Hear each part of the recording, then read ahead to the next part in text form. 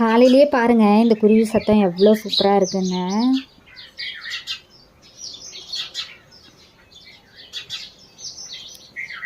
நல்லா இருக்குல்ல.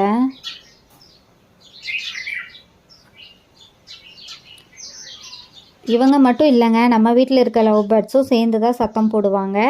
அது வந்து ரொம்பவே நல்லாயிருக்கும் இவங்கெல்லாம் சேர்ந்து சத்தம் போடுறது. இதெல்லாம் தான் எனக்கு ஒரு மன அமைதியை தருதுன்னு சொல்லணும். இன்றைக்கி வந்து வெண்டைக்காய் மோர் குழம்பு வைக்கிறேன் அப்படின்னு சொன்னதுனால காலையிலேயே எழுந்திரிச்சு பாட்டி வந்து மோருக்கு ரெடி பண்ணிகிட்டு இருந்தாங்க. தயிரெல்லாம் ஒன்றா ஊற்றி மோர் சிலிப்பி தரேன் அப்படின்னு சொல்லிவிட்டு நான் வந்து காய்கறி எல்லாம் கட் பண்ணிட்டேன். வெண்டைக்காய் மோர் குழம்பும் உருளைக்கிழங்கு பொரியலும் ஒயிட் ரைஸும் தான் இன்றைக்கி செஞ்சோம். இன்றைக்கி வந்து வீடெல்லாம் க்ளீன் பண்ணிவிட்டு கெடா வெட்டுறோங்க நம்ம. அதனால் அதுக்காக வீடெல்லாம் க்ளீன் பண்ணிவிட்டு அம்மா வீட்டுக்கு போயாச்சு. அங்கேருந்து தான் கெடா வெட்டுறதுக்கு போவோம். ஏன்னா ஒரு 10 பேர் சேர்ந்து கெடா வெட்டுறோம். 10 பேர் சேர்ந்து அப்படின்னா ஒரு கெடா வாங்கி 10 பேர் சேர்ந்து வெட்டுறதில்ல. தனித்தனியாக ஒவ்வொரு கெடாய் வாங்கி மல்லிகை செலவெல்லாம் மட்டும் ஒன்றா போட்டு, அந்த மாதிரி பூஜை செலவெல்லாம் ஒன்றா போட்டு நாங்கள் வந்து கெடா வெட்டுறோம். அதுக்காக கிளம்பியாச்சு. மொத்தமாக அது எல்லாமே வந்து நாங்கள் தான் பார்த்துக்குறோம். அப்படிங்கிறதுனால அம்மா வீட்டுக்கு போயிட்டு அடுத்த நாள் காலையில் கொஞ்சம் பேலன்ஸு ஜாமானமெல்லாம் வாங்க வேண்டி இருந்தது. அதெல்லாம் வாங்கிட்டு அந்த அன்றைக்கே கிளம்பி போயாச்சு. சொந்த பந்தம்லாம் யாரையுமே நான் அழைக்கலை. எப்பயுமே நான் வந்து கெடா வெட்ட ஆரம்பித்ததுலேருந்து நான் சொந்த பந்தத்தையில் அழைக்கிறதே இல்லை. ஒரு டைம் கூப்பிட்டேன், அவங்க யாருமே வரல. அதோடு சரி, அதுக்கப்புறம் வந்து நம்ம யாரையுமே அழைக்கக்கூடாது அப்படின்னு விட்டேன். ஒரு ஃபோன் பண்ணி கூட என்னால் இந்த சூழ்நிலை வர முடியல அப்படின்னு கூட யாருனாலே சொல்ல முடியல. சரி ஓகே அப்படின்னு சொல்லிட்டு நான் விட்டுட்டேன்.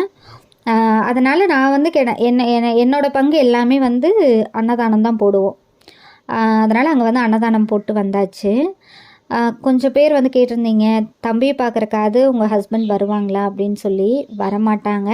அவன் பிறந்து 30 நாள் குழந்த வரைக்கும் பார்த்தாங்க. அதுக்கப்புறம் அவனுக்கு 1 வயசு ஆகும்போது ஒரு 2-3 மாதம் கூட இருந்தாங்க.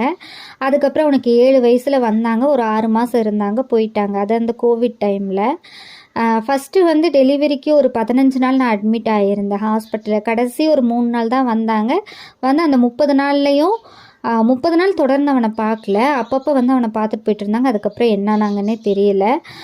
வரவும் இல்லை, ஃபோன் பண்ணேன் எடுக்கலை, எதுவுமே இல்லை. அதுக்கப்புறம் நான் போலீஸ் ஸ்டேஷன்லாம் போய் தான் வந்து அந்த 1 இயர் பேபி அப்போது ஒரு 3 மாதம் இருந்தது. அப்போயும் ரொம்ப கொடுமை. அதெல்லாம் நான் உங்களுக்கு அடுத்தடுத்த வீடியோவில் நான் சொல்கிறேன். நம்ம உண்மையை பேசுகிறதுனால நம்ம வந்து எதுக்குமே பயப்பட தேவையில்லை. அதனால் எது வந்தாலும் நான் ஃபேஸ் பண்ணிக்கலான்னு முடிவு பண்ணிட்டேன். அதுக்கப்புறம் 7 இயர்ஸ் அவனுக்கு இருக்கும்போது அவங்களா தான் வந்தாங்க. வந்துட்டு அவங்களா தான் வந்து எங்கள் கூட வாழ்கிறேன்னு சொன்னாங்க. ஒரு 6 மாதம் இருந்தாங்க. அதுக்கு மேலே அவங்களால தாக்கு பிடிக்க முடியல, அவங்க போயிட்டாங்க. இதுதான் நடந்துச்சு. இதோடைய ஃபுல் ஸ்டோரி நான் உங்களுக்கு ஷேர் பண்ணுறேன்.